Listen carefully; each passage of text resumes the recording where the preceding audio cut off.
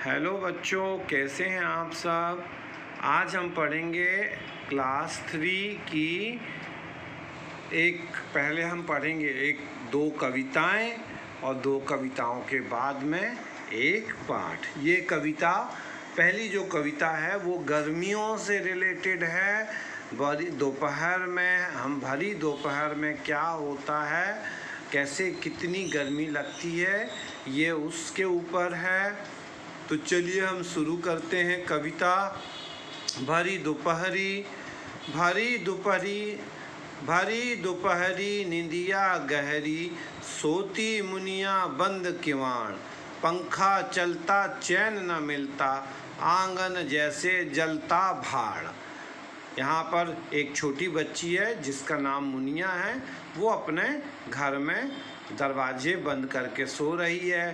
पंखा चल रहा है लेकिन गर्मी इतनी ज़्यादा है कि उसको चैन नहीं मिल रहा है। और आंगन में तो इतनी अधिक गर्मी है जैसे कि कोई भाड़, यानी कि कोई बड़ा चूल्हा जल रहा हो।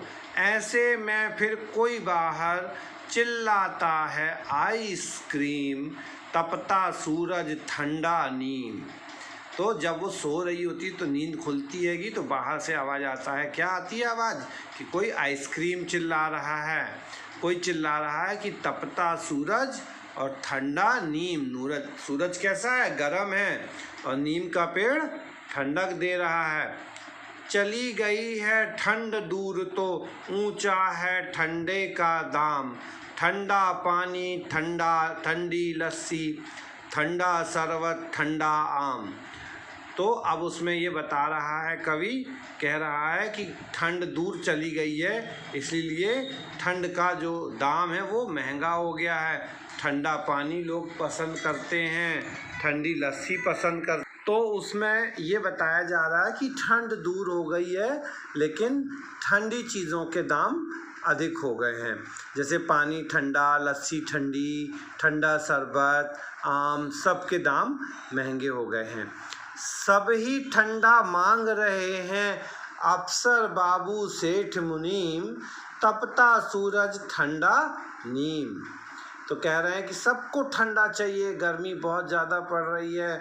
चाहे वो अफसर हों, चाहे बाबू हों, चाहे सेठ हो या फिर मुनीम हो, ठीक है, सबको ठंडे की ज़रूरत है। क्यों? क्योंकि सूरज गर्मा रहा है। पैर जल रहे लोग चल रहे, जिनको करना अपना काम, खोलो छाता पहनो चप्पल, क्या बिगाड़ लेगा फिर घाम। कह रहे हैं सब लोग कि पैर क्या हो रहे हैं? जल रहे हैं, गर्म लग रहा है, लेकिन फिर भी लोग चल रहे हैं। क्यों? क्योंकि जिनको अपना अपना जो काम करना है वो काम कर रहे हैं। तो इसलिए जिसको काम करने के लिए जाना है वो अपने अपने छाते निकालो, चप्पलें पहनो और फिर निकल जाओ। घाम यानी धूप। तेज धूप जो रोग लगाती, दवा बांटता नीम हकीम, तपता सूरज ठंडा नीम। तो कह रहे हैं कि धूप के कारण जो बीमारियां लगती हैं तो नीम क्या करता है? नीम दवाई का काम करता है। तो इस तरह से हमने देखी एक गर्मी की कविता। अब इसके बाद अपन देखते हैं ठंडी की एक कविता की। ठंड जब आ जाती है तो क्या होता है, ठीक है। कोहरा तंबू तान खड़ा है, दिन कोने में छिपा पड़ा है, ठंडा सूरज छत पर आया, लगता जैसे गंगा नहाया। कह रहे हैं कि जो कोहरा है वो तंबू लगा के, पंडाल लगा करके खड़ा हो गया है। और दिन कहाँ पर छिप गया है? कोने में जा कर के दिन छिप गया है। क्यों? क्योंकि सूरज भी ठंडा हो गया है। ऐसा लग रहा है जैसे वो गंगा में नहा के आया हो। मम्मी कहती हुआ सवेरा, मन करता सोने का मेरा, सूरज कभी न करता छुट्टी, आज करूँगा उससे कुट्टी। कह रहा है कि मम्मी कह रही है कि सवेरा हो गया है, उठ जाओ, लेकिन मेरा उठने का मन नहीं कर रहा है, मेरा सोने का मन कर रहा है। और सूरज तो कभी छुट्टी करता नहीं है। ऐसा नहीं होता कि कभी सूरज ना आए। तो उससे बच्चा क्या है, नाराज़ हो गया है और कह रहा है कि मैं उससे कुट्टी कर लूँगा, है ना, जिससे मैं उससे दोस्ती ख़त्म कर दूँगा। इससे अपना चंदा भोला, भर लाता सपनों का झोला, नल से निकले ठंडा पानी, नहाते मरती सबकी नानी। फिर भी पापा कहते नहाओ, बस्ता लेकर पढ़ने जाओ। वो कह रहेंगे कि सबसे अच्छा तो चंद्रमा है, जो सबको सपनों सोते हैं ना रात में हम, तो सपने आते हैंगे अच्छे अच्छे, उसी के लिए बता रहा है। लेकिन नल से क्या होता है, ठंडा पानी निकलता है, और ठंडे पानी से नहाने में सबकी हालत ख़राब हो जाती है। फिर भी पापा कहते हैं कि नहाओ, तैयार हो और बस्ता लेकर स्कूल जाओ।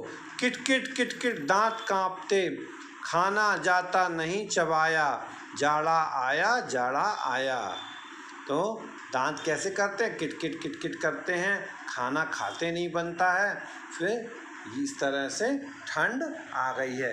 तो इस कविता में एक में हमने पढ़ा गर्मी के बारे में, और एक कविता में हमने पढ़ा ठंड के बारे में। तो ये कविताएं आपको पढ़ने के लिए थी। अब हम स्टार्ट करते हैं। अभी जाड़े की कविता थोड़ी सी और बची है, पहले हम उसको ख़त्म करेंगे, फिर आगे बढ़ेंगे। जाड़े की ऋतु हरी भरी, हर बगिया है फुल झड़ी। गाजर मूली बैगन आलू, सलजम गोभी और कचालू। अब वो बता रहा है कि ठंड में कौन कौन सी सब्जियां आती हैं। ठंड में आता है गाजर आती है, मूली आती है, बैंगन आता है, आलू आता है, कचालू मिलता है। ताजे ताजे फल लाती है, क्यारी क्यारी मुस्काती है। पहनो कपड़े कपड़े पहनो रंग बिरंगे, स्वेटर हरे गुलाबी पीले। कह रहे हैं ठंड कैसी है, अच्छे अच्छे फल देती है, ताजे ताजे फल लाती है, रंग बिरंगे कपड़े पहनने को मिलते हैं, हरे पीले गुलाबी रंग के स्वेटर पहनने को मिलते हैं। गरम कोट मोटा पैजामा, दुबला गोपी लगता गामा। और ठंड में क्या होता है, गोपी जैसा पतला बच्चा जो है वो गरम कोट और मोटे पजामे पहन के गामा पहलवान जैसा मोटा ताज़ा दिखने लगता है। रामू श्यामू बबलू आओ, एक पहेली नई बुझाओ। बोलो किस मौसम में तुमने धुआं निकलता मुंह से पाया। जाड़ा आया जाड़ा आया। और वो अपने दोस्तों को बुला के पूछ रहा है कि अच्छा सब लोग बताओ, ऐसा कौन सा मौसम है जिस मौसम में मुंह से धुआं निकलता है। और फिर बाद में बताता है कि अब देखो जाड़ा आ गया है। तो यहाँ पर हम जाड़े की कहानी कविता पढ़ी, और अब हम पढ़ने जा रहे हैं हमारी पाठ्य पुस्तक का पाठ 5, जिसका नाम है चाय की कहानी। पाठ 5 जिसका नाम है चाय की कहानी, कि किस तरह से चाय बनती है, बागानों में आती है, कैसे चाय को हम चाय पत्ती के रूप में बदलते हैं। और ये पूरी कहानी पढ़कर आप चाय के बारे में, चाय की पत्ती के बारे में सीख पाएंगे। तो चलिए शुरू करते हैं आपकी कक्षा 3 का पाठ 5, जिसका नाम है चाय की कहानी। मोइनी दरवाज़ा बंद कर लो, मैं काम पर जा रही हूँ। अच्छा माँ, मैं स्कूल का काम पूरा करके आ जाऊंगी। माँ अपने बेटी से कह रही है कि मोइनी एक काम करो, दरवाजे बंद कर लो, मैं जो है जा रही हूँ। तो बच्ची बोलती है कि मैं भी अपना काम कंप्लीट करके आ जाऊंगी। मोइनी अपनी माँ अपने बड़े भाई मोंगू के साथ असम के एक छोटे से गांव में रहती है। उसकी माँ चाय के बागान में काम करती है। मोइनी और मोंगू दोनों बागान के स्कूल में पढ़ते हैं। मोइनी और मोंगू 2 भाई बहन हैं जो कि आसाम में रहते हैं, एक छोटे से गांव में। और उसकी जो माँ है वो चाय के बागान में काम करती है, और मोइनी और मोंगू पास के बागान के स्कूल में पढ़ते हैं। मोंगू उससे 3 साल बड़ा है। मोइनी स्कूल से आकर हाथ मुंह धोकर खाना खाती है, अपना पूरा गृह कार्य करती है। दूसरे बच्चों की तरह खेलने के बदले वह अपनी माँ की मदद करने चाय बागान चली जाती है। माँ के साथ बातें करते हुए चाय की पत्तियाँ तोड़ती है। तो मोइनी क्या करती है, स्कूल से आती है, स्कूल से आने के बाद वो अपना घर का जो होमवर्क होता है वो पूरा करती है और अपने दोस्तों के साथ खेलती नहीं है, वो चली जाती है अपनी माँ के पास चाय के बागान में और वहाँ पर वो अपने माँ के साथ चाय के बागान में काम करती है, चाय की पत्ती तोड़ने का काम करती है।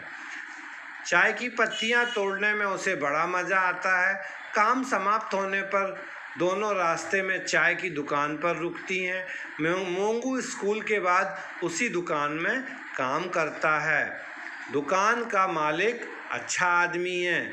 वह खाली समय में मोंगू को पढ़ने में मदद भी करता है।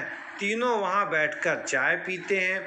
मोहिनी और मोंगू अपनी माँ को स्कूल की बातें बताते हैं। स्कूल में उन्हें क्या क्या पढ़ा, क्या खेला, सब कुछ। तो मोहिनी का बड़ा भाई जो मोंगू है वो वहीं पर रास्ते में जो चाय की दुकान पड़ती है वहाँ पर काम करता है। लौटते में मोहिनी, मोंगू और उसकी माँ तीनों बैठकर एक साथ चाय पीते हैं और स्कूल के बातें करते हैं। रोज़ की तरह उस दिन भी तीनों दुकान पर चाय पी रहे थे। मोहिनी के हाथ में तोड़ी हुई चाय की कुछ ताज़ा पत्तियां थीं। तभी एक छोटी सी बच्ची उनके पास आकर खड़ी हो गई। उसके मम्मी पापा वहीं पास में चाय पी रहे थे। वे लोग सैलानी थे। सैलानी यानी घूमने वाले लोग, घूमने आते हैं जो लोग, उन्हें सैलानी कहते हैं। तो जब वो लोग चाय पी रहे थे तो एक छोटी बच्ची उनके पास आके खड़ी हो गई। बच्ची को अपने पास खड़ा देखकर तीनों चुप हो गए। बच्ची ने मोहिनी से कहा, दीदी मेरा नाम रिया है, हम लोग दिल्ली से यहाँ घूमने आए हैं, आपके हाथ में क्या है? मोहिनी ने अपने लिए दीदी सुना तो उसे बहुत अच्छा लगा। उसने रिया को चाय की 2-3 पत्तियां देते हुए कहा, रिया ये चाय की पत्तियां हैं, मैं इन्हें चाय बागान से तोड़कर लाई हूँ। उसने बताया। जब बच्ची ने अपना परिचय दिया कि हम लोग दिल्ली से यहाँ घूमने आए हैं और मोहिनी को उसने दीदी कहा तो मोहिनी को बहुत अच्छा लगा। और फिर उसने मोहिनी से पूछा कि दीदी आपके हाथ में क्या है? तो उसने बताया कि ये चाय की पत्तियां हैं और वो बागान से तोड़कर लाई है। मोहिनी ने रिया ने चाय की पत्तियों को ध्यान से देखते हुए कहा, दीदी मगर ये तो हरी हैं, दिल्ली की चाय पत्ती तो काली होती है, क्या वे प्रदूषण के कारण काली हो जाती हैं? रिया की बात सुनकर मोहिनी, मोंगू और उसकी माँ तीनों हंस दिए। तो उसने बच्ची ने पूछा कि क्या ये चाय की पत्तियाँ तो हरी हैं, हमारे यहाँ प्रदूषण के कारण चाय पत्ती काली हो जाती है? तो ऐसा सुनकर उसने हंस दिया। मोहिनी की माँ ने मोहिनी से कहा, मोहिनी तुम रिया को चाय की पत्ती के बारे में बताओ, तब तक मैं मोंगू बाजार से सामान लेकर आते हैं। उसने कहा कि रिया तुम चाय पत्ती के बारे में रिया को तुम मोहिनी बताओ, हम बाजार से होकर आते हैं। मोहिनी रिया को चाय के बारे में बताने लगी। रिया जो चाय की पत्ती तुम दिल्ली में खरीदती हो वह भी इन बागानों से ही आती है। हम इन पहाड़ों पर चाय की खेती करते हैं। यहाँ की जलवायु और मिट्टी चाय की खेती के लिए अनुकूल है। चाय की खेती के लिए सबसे पहले मिट्टी को जोतकर खेत तैयार किए जाते हैं, फिर उनमें चाय के बीज या कलमें रोप दी जाती हैं। कुछ दिनों बाद पौधे बढ़ने लगते हैं। चाय के पौधे 2 से 2.5 फुट होते हैं। इनकी पत्तियों को लगातार तोड़ा जाता है ताकि पौधे की ऊंचाई अधिक ना बढ़े। पौधे की केवल ऊपर की 2 पत्तियां व कोमल पत्तियां ही तोड़ी जाती हैं और वह भी केवल हाथ से। इन पत्तियों को हम चाय कारखानों में भेज देते हैं। चाय कारखाने बागानों के पास ही होते हैं। वहाँ पर इन पत्तियों को सुखाकर तोड़ा और कूटा जाता है। सूख जाने के कारण ही पत्तियों का रंग काला हो जाता है। गंध और स्वाद के लिए इनमें कुछ रसायन मिलाए जाते हैं। फिर इन्हें डब्बों में सील बंद करके बाजार में बिकने के लिए भेज दिया जाता है। तो वो बताती है रिया को कि यहाँ पर चाय की खेती किस तरह से होती है। पहले ज़मीन को सुधारा जाता है, फिर उसमें चाय के पेड़ों की कलमों को लगाया जाता है। जब पेड़ बड़े हो जाते हैं तो ऊपर की 2 पत्तियों को बस हाथ से तोड़ा जाता है। उसके बाद उनको कारखाने में लाया जाता है, वहाँ पर सुखाया जाता है, कूटा जाता है, कुछ रसायन मिलाए जाते हैं और फिर सील बंद करके उनको हम बाज़ार में बिकने के लिए भेज देते हैं। आसाम की चाय दुनिया भर में मशहूर है और भारत संसार का दूसरा सबसे बड़ा चाय उत्पादक देश है। ऐसा माना जाता है कि चाय की खोज सबसे पहले चीन में हुई थी। रिया, तुम क्या चाय की कहानी सुनना चाहोगी? तो वो बताती है कि भारत चाय के मामले में दूसरा बड़ा देश है। पहला बड़ा देश चीन है, क्योंकि चीन में ही चाय की पहली खोज हुई थी। रिया बड़े ध्यान से मोहिनी की बातें सुन रही थी।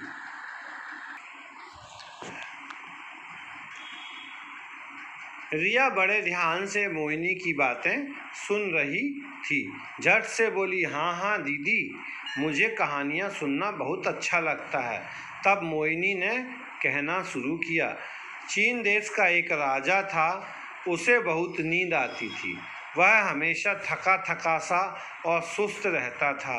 नींद में रहने के कारण राजकाज भी ठीक से नहीं चला पा रहा था। परेशान होकर उसने राजवैद्य को बुलाया। वैद्य ने उसे कुछ पत्तियां चबाने के लिए दी। राजा ने जैसे ही पत्तियों को चबाया वैसे ही थू थू करने लगा। गुस्से से उसने पत्तियां फेंक दी। वैद्य को कैद करने का हुक्म दिया। एक सेवक राजा के लिए गर्म पानी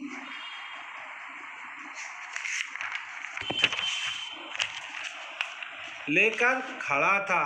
कुछ पत्तियां गर्म पानी में जा गिरी। पूरे कमरे में एक गंध फैल गई। राजा को बहुत अच्छा महसूस हुआ। उसने सेवक से पानी लेकर चखा। पानी का स्वाद उसे अच्छा लगा। उसने पानी के 2-3 घूंट पिए। अब वह तरोताज़ा महसूस कर रहा था। उसका सारा गुस्सा उड़न छू हो गया। उसने अपने सिपाहियों को वैद्य को छोड़ देने को कहा और उसे बहुत पुरस्कार दिया। तो चीन के राजा जो थे वो बहुत सुस्त रहते थे, तो उस सुस्ती को दूर करने के लिए वैद्य ने जब उन्हें कुछ पत्तियां चबाने को दी तो पत्तियों का स्वाद अच्छा नहीं लगा।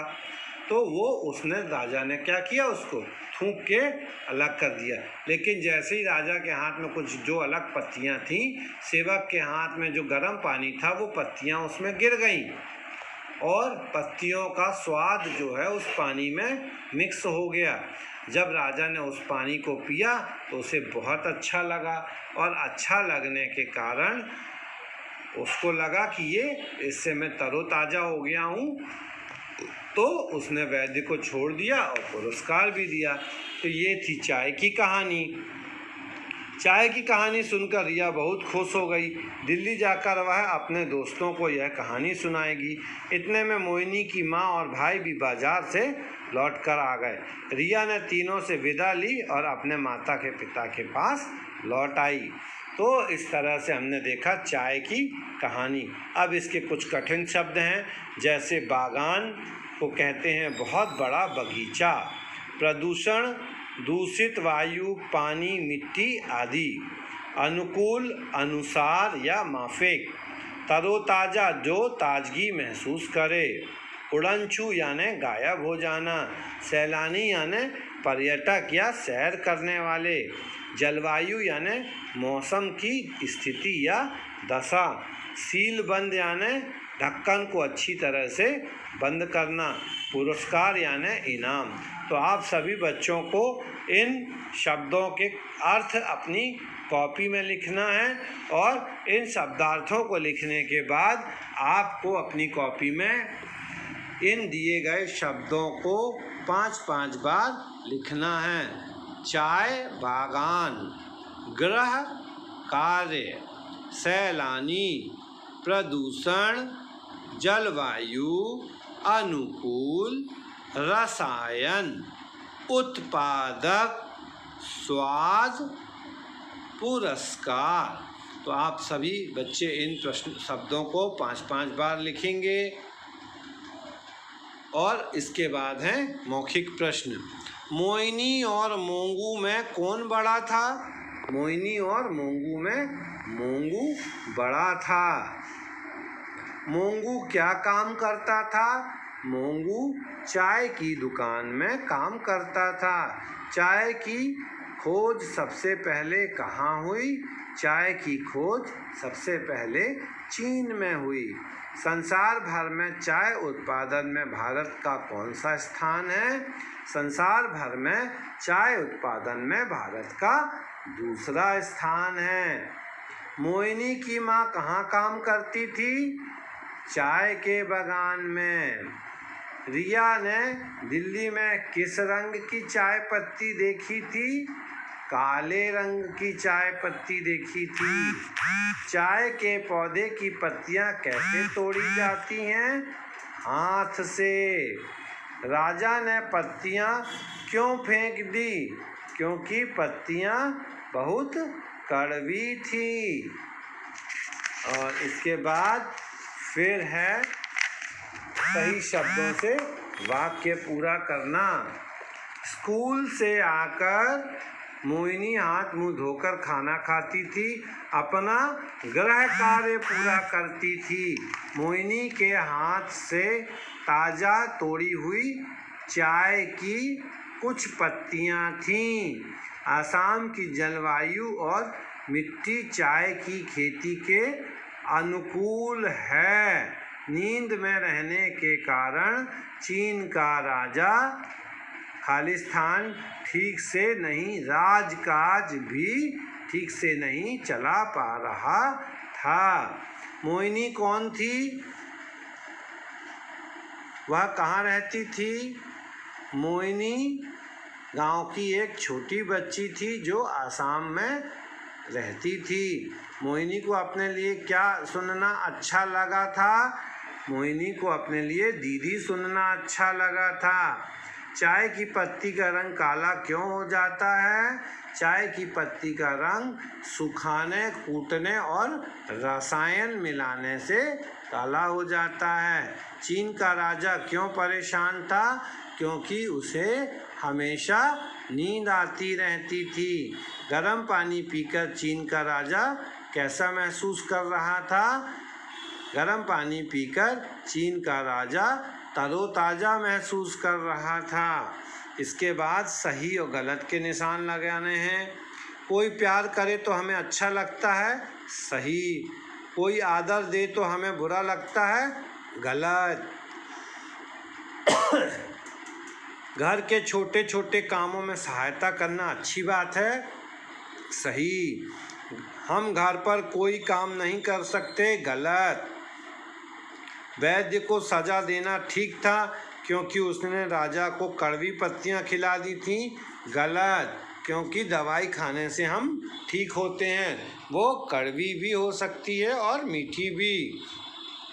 इसके बाद इस पाठ्य पुस्तक में जो एक पाठांश दिया गया है, इसको आप घर में स्वयं पढ़ेंगे और इसके पूछे गए प्रश्नों के उत्तर आपको अपनी कॉपी में लिखना है। पहले पाठांश को लिखेंगे आप और उसके बाद उसके प्रश्नोत्तर को आप अपनी कॉपी में लिखेंगे, ठीक है। इसके बाद में हमें पता है कि भारत में 29 राज्य, 7 केंद्र शासित प्रदेश हैं। प्रत्येक की भाषा अलग अलग है। जैसे गोवा की कोंकणी, कश्मीर की कश्मीरी या डोगरी। तो आसाम की क्या होगी? असमिया। तमिलनाडु की तमिल, बिहार की बिहारी, केरल की कन्नड़, गुजरात की गुजराती, महाराष्ट्र की मराठी। उसके बाद हम अनुस्वार और अनुनासिक शब्दों का अलग अलग देखना है। जिसमें चंद्र बिंदु होती है वो अनुस्वार और जिसमें केवल बिंदु होती है वो अनुनासिक।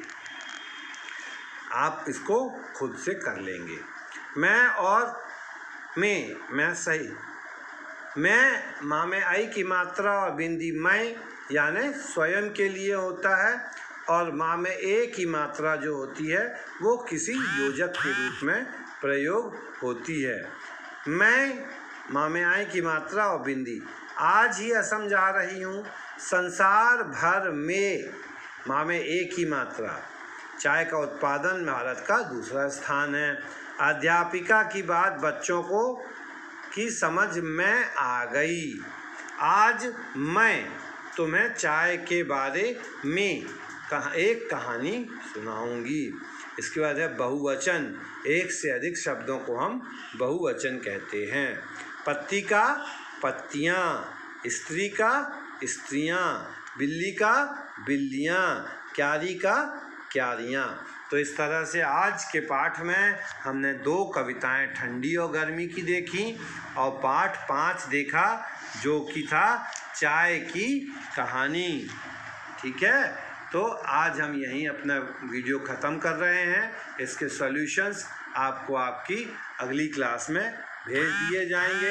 तब तक आप बच्चे अपना ध्यान रखिए, घर पे रहिए, पाठ को बार बार पढ़ते रहिए, समझते रहिए, जिससे आपको याद करने में आसानी हो। और जिनने भी अभी चैनल को शेयर नहीं किया है, लाइक नहीं किया है, वो चैनल को शेयर और लाइक कर लें, जिससे अगली सब्जेक्ट का वीडियो आए तो आपको तुरंत पता चल जाए। तो बच्चों तब तक अपना ध्यान रखिए, घर पे रहिए और सुरक्षित रहिए।